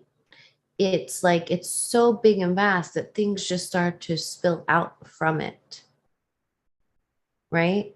And that's how the first feminine energy was created, Yeah, just didn't by you fuck it up this. for everybody, Sophia? No, Barbello. Sophia did fuck it up though. She made yell about. Yeah, but it was like this overflowing of energy that came from it. But yeah, and then what comes down from that then are other creator gods who then create and fuck things up and Totes. totes. Yeah, no, it does. It's true. Yeah. G369. Do entities go out of their way to prevent twin flames from being together? Well, that's a great question. Great question to ask us. In our relationship, yeah, we had to go through the whole matrix stuff. One, we had our own relationships independent and having to figure that out. When we finally came into union, yeah, there was a lot of shit that would try to prevent us from coming into union. But I feel like our underlying friendship, of course, is always a good place to start. And because the mirroring effect, and I talked about the unconditional love part, you need to really anchor yourself in that. Because if they mirror something in you that you don't want to see because it's so, you can run. I wanted to run a lot. But because of the love and anchored in there, I was like, okay, show me, let me learn. Let's get through the awkward phase again. And we move on. Yes, there was entities that would work through us. They would do things, work on our vulnerabilities. Again, we're talking about vulnerabilities. They would work through my vulnerabilities. So how would they do that? Example. Okay. Because my core wound is abandonment. And they would attack or like come into my mind because I had a lot of mental things. A lot of it was very mental for me. So every time it would come through, it would be like, oh, she's gonna leave you, or she's gonna find someone better, and she's gonna leave you all alone. So it'd be irrational things without anything happening. So all I had to do, I would be fighting myself because I knew better versus my lower self or my ego self. Right. Higher self knows better. So it's trying, it's inner wisdom. Your inner wisdom is saying that's not true. That's not true, Karen. But the voice, the entity over here saying, yes, it is. She's going to leave you. You're not good enough. Yeah. And then all I had to do was just talk to her about it. It's so awkward to have a conversation about it. But then she would just be like, no. And I'm like, oh, that's usually how it would end. Oh. Right. But there are, in between that happening and you talking to me about it, there's usually some kind of weird energy that's starting to swirl. Yeah, I was tangoing with myself inside, and the energy or whatever I would say would not match my energy. Huh? Right. Yeah. And she could pick up, she knows me so well. And she could pick up on all that shit. So she would question me and be like, what's that? And I'm like, oh, God, talk about it. Fuck. Right. But why do I know you well? Because I know myself well. And that's why they say, know thyself. When you know yourself, you know others. You can't not know others. You know them because you know yourself so well. And they're always reflecting back to you who you are. Yes. Everything in your outer environment is reflecting back to you who you are. Right. Karen was the first person. I'm a really strong mirror for people. Mm-hmm. That's why I don't have a lot of friends, and people get weird around me. Like, oh yeah, that's the funniest thing. Isn't it weird? It's a weird phenomenon. It's really weird. Mm-hmm. I'm a really strong mirror, and Karen was the first person that was actually able to stand in front of my mirror Yeah. and take it without running away. I wanted to, though. That's not saying that I didn't want to. I wanted to. Right. But yeah, it's really interesting too because of our relationship and union. People mix us up all the time. We don't fucking look like each other. Like, I know. although I do identify as a white girl. But that being said, yeah, people call her Karen and call me Tina, or even like when we had clearings together, they would be called to clear us together because it's like we have one embodied energy together. Mhm. We balance each other out really well. I think that's why it's kind of shocking for some people to learn that we're together because they're like, oh, we didn't know. But I think it's because of the balanced energies. Yeah. I And always again, it identify. comes back to balance, right? Yeah. It's like all about balance, finding balance within ourselves, between our masculine and feminine energies, between the duality, the shadow side and the light side. It's all about balance in this realm. Yeah. Hi, Maureen. Hi, Maureen. Good afternoon, Maureen. Australia. How's it going in Australia? Is it as good as Canada? Oh, right That's why now I'm in America right now. we were talking about entities and twin flames, but yes, entities will definitely target twin flames. They do not want twin flames in union because of the intensity of the unconditional love energies that they create. Now, that said, there's a lot of false twins out there. Oh, so many. God, we have people coming to us about that stuff, like just throughout our career here. But we could spot it when it's false. Mm-hmm. You could feel it. Mm-hmm. Just the energies of it, you could really feel it. People are just wanting so desperately to find their counterpart. Yeah. But there's so many wounds there. That's why you see a lot of empathic and narcissistic relationships. You see a lot of love bites. Well, yeah, and the entities create those love bites as a way to throw you off your path. Entities can create feelings of love with someone that after you break up with them, you're like, how was I ever even attracted to that person in the first place? Yeah. It's not a normal attraction. It's a very it's so artificially it's artificially created, and they create all the synchronicities, the numbers, the dreams, the astral sex. They create all of that. That's a red flag, astral sex, just so you know. Yeah. Don't have sex in the astral, guys. Like, just don't do it.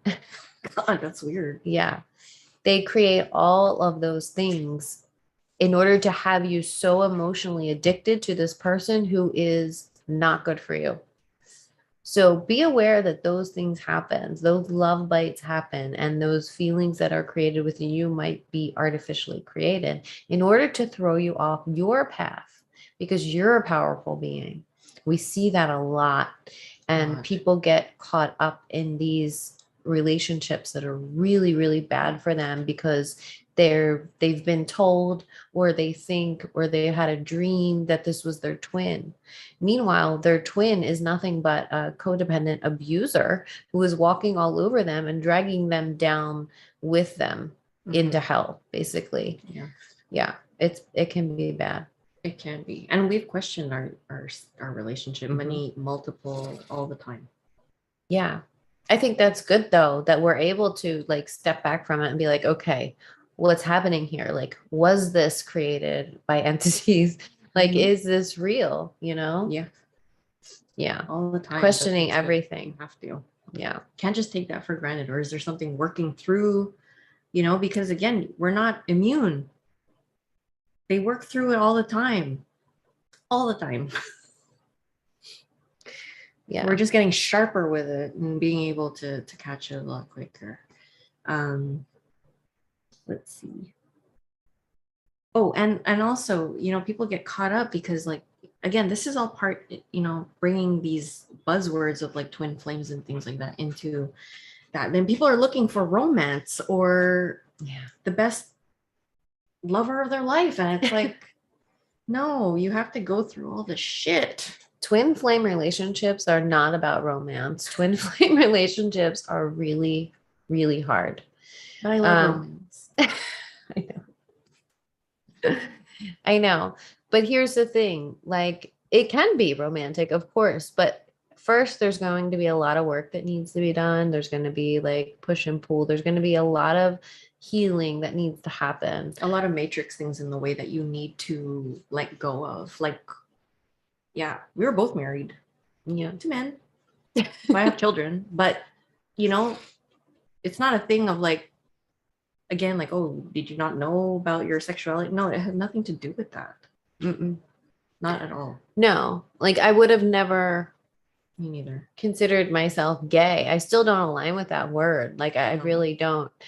Karen could have come in any body, it wouldn't have mattered. It was her energy. It just 30 pounds was.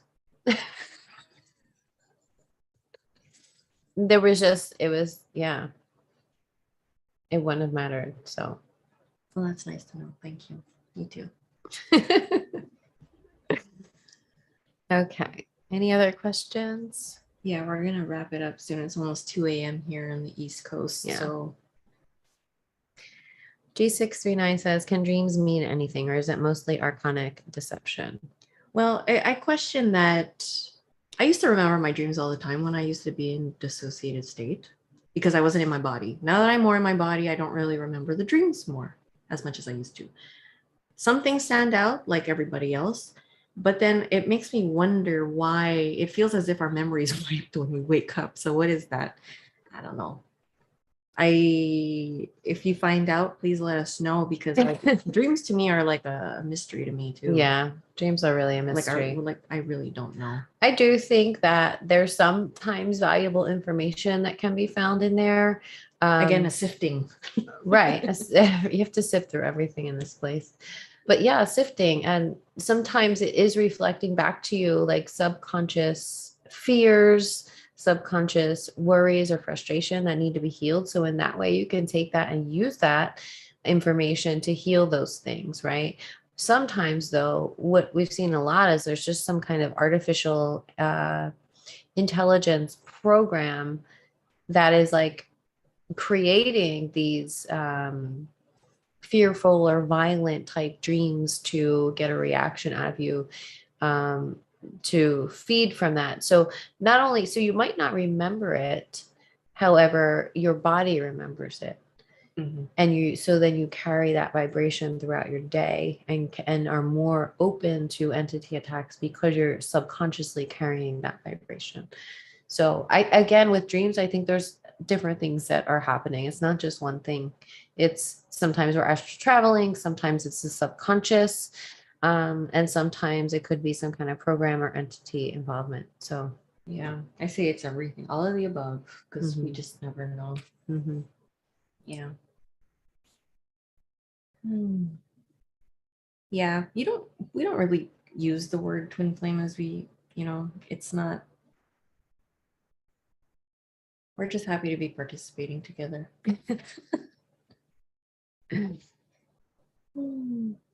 Thanks, you guys, for being here. It's nice to have this discussion. Yes. I'm really glad you guys came over. Thanks so much. What can it mean if one doesn't dream? Is it a good thing, a bad thing? Neither. I don't know. I really don't remember my dreams much. I really don't dream much at all. Sometimes I find like the ones that I do remember, I'm always like being wheeled in like in some underground tunnel, and yeah. So I've had an injection in the dreams. That's never a good thing. I don't think.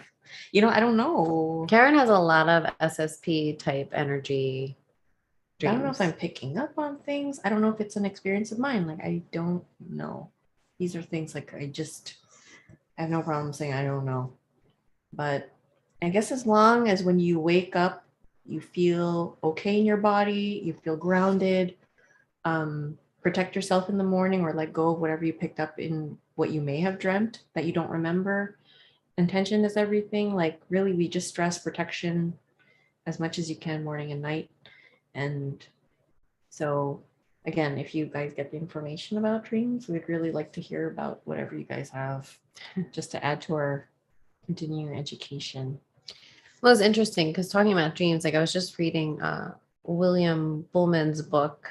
I forget the name of it now. It's something about the afterlife. But he was viewing people as they were sleeping, and he could see their astral bodies or their energy bodies just hovering right above the physical body, and they were being recharged. Now, it was like a husband and wife that were sleeping, that one of them just stayed there, like hovering on top of the body. And that person, I think, was having like subconscious dreams as that astral body was just like hovering here above the physical body. This other person, though, was like out astral traveling. And that's probably what was creating that person's dreams. So again, it's different for everyone what's actually happening. I don't think it's just one thing. It's like everything in this stupid matrix, like anything. Is it good to look for a dead parent that you would like to save from the matrix? That's something you can answer. What do you mean look for a dead parent? I guess maybe to take them out of the matrix so that they're not stuck in here. What do you think about that? Tina's lost both her parents, so so that's like for me to answer. yeah. I don't know what you, like after you leave the body, or do you astral travel to find them, or how do you want to find them? Maybe like save them and then help them find the exit. I think it would be interesting to actually, like, if maybe we could even go on view and see where my parents are right now. They might even be reincarnated. Like, we don't know. Like, you know, so I was just like thinking about that. There was this gal who was a really big, you know, face for breast cancer back home in Montreal in Canada, and really done a lot of good benevolent things to help the community, especially in young people who have had breast cancer and how to deal. She died recently, and I was just getting this feeling, you know, like she's probably reincarnated already.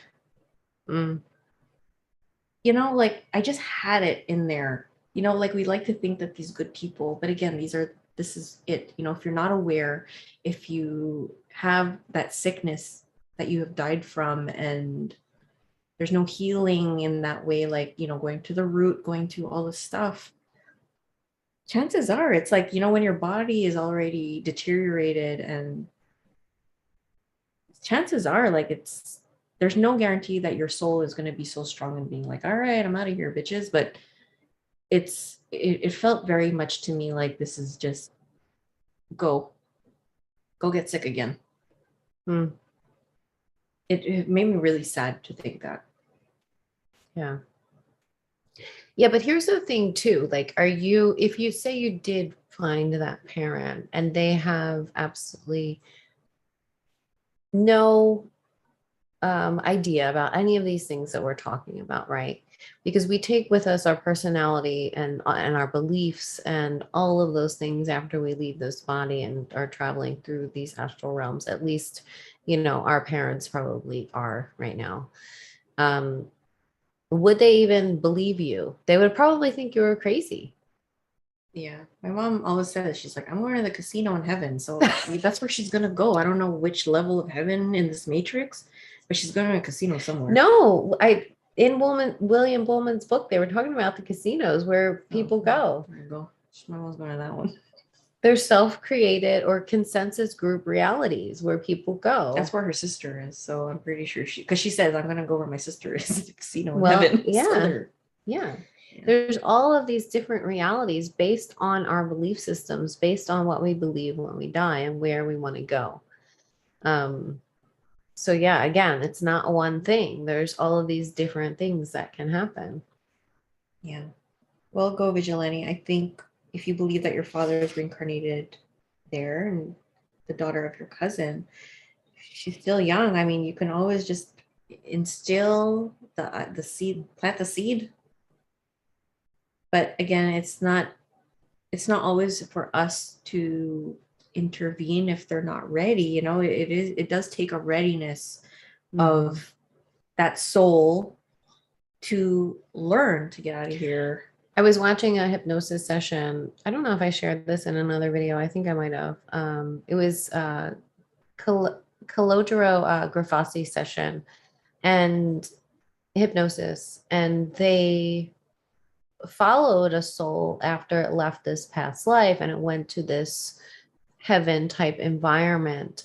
And in this heaven type environment, they followed the soul, and the soul was there with Jesus, right? But it wasn't real Jesus. It was this fake Jesus figure that was standing in. The vibration was low in this place. It wasn't a super high in the astral. It was a more of a lower vibration where the souls were gray. They were not very healthy looking. It was just feeling really low compared to like the surrogate that So was like Las Vegas Jesus tapping into this realm. Yeah. So they were actually trying to talk to this soul and say, hey, look at this place. Like, this is fake heaven.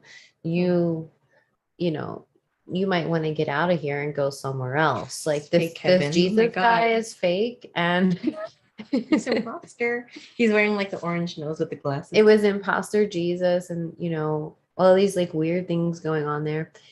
And they did convince him to leave, but he didn't have the strength to travel. His vibration was too low to, I think they were trying to like break him out of there and like go to like Sirius or something, out of the lower astral plane or the fake heaven that he was in.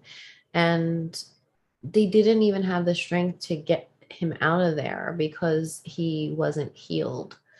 So I don't think that even if we did find our parents, I know that my parents, in the condition that they were in when they died, they would never be able to make it to the higher realms. I just know it, unless someone like had come down and taken them up there. But I don't think that they would have made it to the higher realms. But it would be interesting to do a session and see if we could find them. I think we should try. All right. Yeah. So, yeah, I mean, people, even after death, they have their own belief systems. And, if we did go to them and say these things, they'd probably just think we were crazy, right?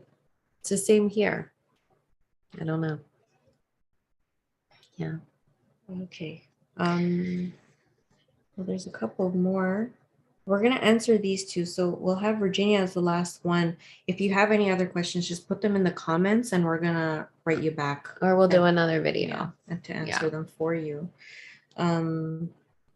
Yeah. Dusty Blue says, I feel as well. My time here is healing ancestral DNA trauma. What are your thoughts on such? Yeah, I think that's our time as well. Like healing all of it, all of our ancestral stuff that we've come in with. That shit ends with us. It ends here, right? Like you can pass it on or you end it. Right. So all the ancestral stuff, all the karmic stuff, all the everything, we're here to, like someone said, it's like a master's graduation. Graduating out of here. I only graduated in college, a little degree. This is actually quite special. Yeah. Okay, and lastly, Virginia says, what would it mean that my daughter sees me in the astral, but someone else says they can not see me? Only a white cloud, like mirage, maybe? Visage. Like vision. So your daughter can see you like as you, but someone else sees you as a white cloud? I'm not sure. I guess it depends on how On their filter. Their filter, yeah. Their filter. It's still a human filter. So yeah. I don't think it has really anything to do with you, but it's their own. Everyone sees differently. Right. And just to end it here, it reminds me of the Father Time session where it's like I saw him for who he really was versus what he's portrayed on Google, for example. Yeah. Or how people had seen him. So I didn't even really know much about Kronos or anything like that. But when we saw that being, he really looked old and gross and raggedy or whatever. But the way that he looks in pictures, he's very strong and powerful, but he didn't look like that to me. So I guess it really depends on your filter, or It depends willing to on see. your frequency, I think. Okay. The higher your frequency, the more likely you are to see things as they actually are, because you're seeing it from a higher perspective. Right. So you saw him as this like frail skeleton like being, because it's probably how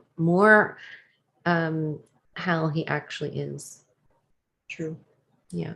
And yes, go vigilante. Visage is face in French. It's true. That's why I was kind of like hesitant, because my French brain was like, I know that's face, but I don't know if that's what you meant. Oh. So anyway, well, we'd like to say thank you to everybody. Again, if you have any questions, please comment, and we'll answer them in the next video. And like the video if you'd like, and share it if you want. I don't know if Reddit, I don't know what We're you just guys like do. hanging out in our pajamas. So anyway, we'd like to say thank you again for joining us. It was really a pleasure to be in your company. And we welcome all the newcomers. Again, thank you for all your support and your curiosity and questions. We hope we're helpful to you in your continuing education, and we are open for you to teach us things as well. So with that being said, thank you again. We send you all our love. Thank you for the birthday wishes. Yay. And I will see you again. Yeah. Okay. Big love, guys.